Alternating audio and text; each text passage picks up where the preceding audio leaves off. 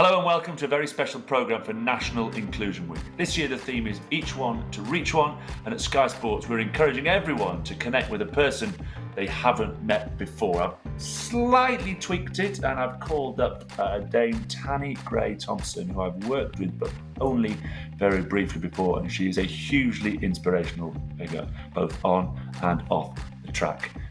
11 Paralympic gold medals, our greatest Paralympian, and now Dame Tanni Grey-Thompson is fighting for all sorts of causes in the House of Lords, from social welfare to human rights, and of course for inclusion in sport at all levels.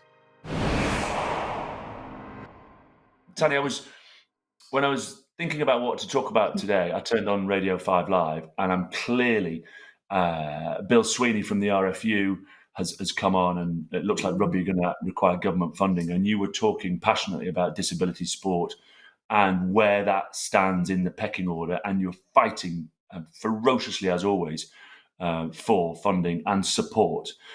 Can you just put into context if disability sport has been affected disproportionately by COVID, and what you would expect from government and unions and sporting governing bodies over the next 6 months to help? Well, the whole of sport and physical activity has been massively affected. And if you look at the fitness industry, 39% of local authority provision hasn't been able to open, even when lockdown eased. And a lot of those places are in areas where there's more social deprivation, which means that it's kind of really stopping people getting back and being active. And we are in the middle of a global, health pandemic. And actually the fitness sector is really well placed to sort of boost the economy and to get people being fit and healthy again. So, I mean, everyone is asking for support at the moment. So, it is a massive challenge, but the hospitality and tourism sector had their VAT dropped. That would be incredibly helpful for sort of public leisure. And also there's things for the private leisure sector that's needed as well. But the risk is you could have close to 50% of gyms and leisure provision failing in the next couple of weeks, which again, that just has a massive, massive impact on what people can do. So, it's just asking the government not to forget physical activity and how it can help people, through this really horrible time.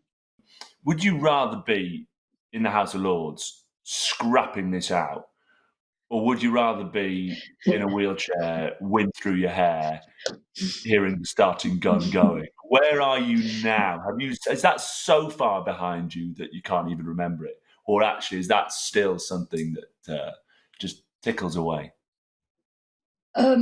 Politics and sport are actually really close in terms of you spend a huge amount of time, either training or reading briefing notes and writing speeches for this tiny moment where you might have to make a change or do something. Sport feels a long time ago, but I was at an athletics event weekend before last, and it was really weird. So I was sitting sort of near the start line watching, and the sound of the starter's gun still makes me feel physically sick. And, I've been retired 13 and a half years. And it was like, why am I getting stressed out? I mean, I need to get over it. But it feels like a long time ago now. But when I go back, I love it. I just don't want to push round a track anymore. So tell me a little bit about the House of Lords. Where's your fire at the moment in terms of the crusade that you feel you won't rest the bit between your teeth? What's got you fired up? There's two things. One is sort of duty of care in sport. So that's to athletes, coach, it's to everyone in the system, because, sport is tough, and elite sport, and you can't make it soft and warm and cuddly. But I think, and I've got no issue every last ounce of athletic talent being sucked out of an athlete, whatever sports person, before they retire at an international level. But it's what we put back in place for them afterwards when they leave, because it's a very false environment being involved in elite sport, and that's coaches. Everybody needs a bit of support through that. The other one is I'm campaigning for better train access for disabled people. And what I want, it's really quite simple. I want wheelchair users to have the same miserable experience of commuting as everyone else. And we don't yet have it. So I aspire to the same miserable experience. You'll know the numbers. What percentage say, I mean, I spent a lot of time in London pre lockdown.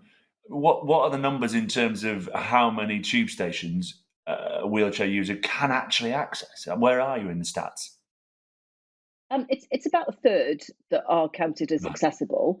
You know, we were promised actually in the Disability Discrimination Act in the mid-90s that by January the 1st this year, all trains would be step free. And then in January, I was told I needed to be a bit more patient and wait about 30 years. So I'm afraid that's when my tolerance ended, because it's like I might not be around in 30 years. So Yeah. it's just thinking. It's thinking in planning and design. It's not rocket science to do this stuff. It just needs a bit of thought. Your mum and dad comes up a lot when you talk. Just tell us about your mum and dad. They seem to have played just a ridiculous influence and role in your career, both on and off the track. They're amazing. I mean, they've both passed away now, but they're both still like an influence in my life. I got paralysed when I was very young, so I started off in mainstream school, but then at 11, I should have been sent to a special school. My parents, that wasn't the right education. So mum and dad, threatened to sue the Secretary of State for Wales over my right to go to a mainstream school and used legislation that someone called Mary Warnock brought in. And, actually 30 years later, I'm in a debate on 30 years since she enacted her legislation and got to sit in the chamber and say, because of you, I'm here. And she kind of looked Yeah. at me and went, "Oh, okay."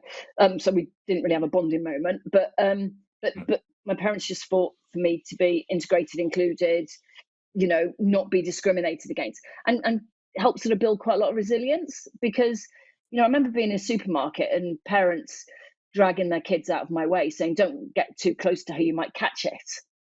Like you can't catch spina bifida. Yeah. So some of the discrimination, but they just gave me the skills to deal with that. And just my parents, like, if they've got a problem with you being a wheelchair user, it's their problem, not yours. Can I just explore my middle child has autism, and the fight we've had with councils and Mhm. schools and changing schools. If I go back to when you were trying to stay in mainstream school and the fight your parent had, was that because you had physical disability, they wanted to send you to a special needs school that would have put you into a school with mental disability, which you're as sharp as a tack, and therefore it was a totally inappropriate. Just can you excuse my clumsy vocabulary? Can you just articulate what that fight was and how bloody important it still is for so many parents?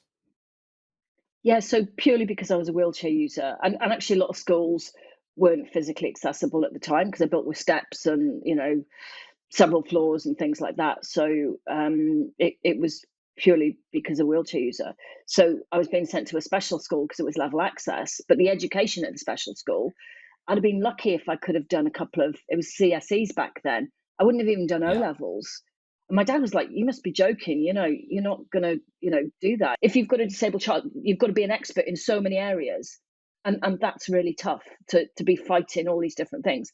Again, my parents had a lot of resilience. I mean, bloody, my mum was stubborn as anything. yeah, Um, and she didn't like being told no. I mean, no idea where I get my stubbornness from, but so I yeah. was There's I my was wife. unbelievably My lucky. wife is Yeah. that one for us. I feel there's times where I'd have just given up and accepted the school that was being offered, and it's just I just can't do this again. But my missus just goes, nah, no, no, no, Yeah. not for our girl. We're going. Mm. This is not happening, and Yeah. it's such a tough fight. So look, from if that comes up in debate at any stage, I'm still trying to work out how I can possibly get involved in this argument Mm. and this Yeah. discussion. And having fought our own battle and got my daughter to somewhere where we feel relatively comfortable and she's happy and she'll go to Yeah. school. Um, I hadn't had any emotional energy to go and have that fight for another child. I needed to do the fight for our child. But now, as we come through that, if that comes up in the house and you need someone to do some donkey work, some leg work, and just to bang some drums, just give me a shout, and Thank you. me and Mrs. G will be there. Just to finish on the sport, what's the moment? What's the utopian, the perfect race, the happiest, the biggest smile? Where, when? Um, so this would be Switzerland, Swiss Nationals, 2002. It would be sort of late summer. My daughter was born in February that year.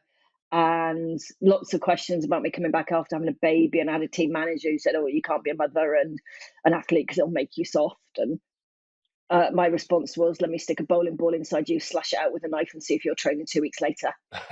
Anyway, that kind of gets you told off. Fair play. Oh my gosh, you really do need to meet Caroline Greenwood. You really do need to meet my wife. Oh my gosh. Sorry, 2002. Yeah. So got back in like really good shape, broke the world record for the 400. It was an amazing, like the weather, the track was perfect, the temperature was right, the wind was in the perfect direction for me to maximize my strengths over each of the segments of the 400 meters. And I remember coming across the line, and it was, you don't get it very often, but I remember being on the start line thinking, this could be a really quick day. And, you know, we've got a speedo on the chair, and there's all these things that amazing your brain's ability to calculate how fast to go in and where you need to go. And I remember just looking at my clock at the different segments going, this is quick. And then coming across this finish line, seeing the clock, and it was like, broke the world record. And it was like, and the squad were amazing. And then my husband was my coach. He hadn't seen the clock because he was standing in a different place. And I came off the track and he said, you need to nail your first 5 pushes.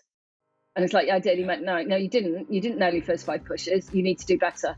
And I was like, yeah, have you seen the time? And he went, the time doesn't matter, you know. You and then one of the guys, Jace on the squad, pointed to the clock and Ian looked and he went, all right, you still need to nail your first 5 pushes. And I just loved it. Again, it was, you know, and it was like, but that race, I almost remember every single push of the race. And it was the most perfect race I've ever done. And you don't get that either very often. And I just remember it almost being in slow motion, each bit of the race. And I remember just thinking that life can get no better than that. Total control. Thank you so much for your time. And I look forward to catching up soon and being a standard bearer, if you ever need one, on child education. Thank you.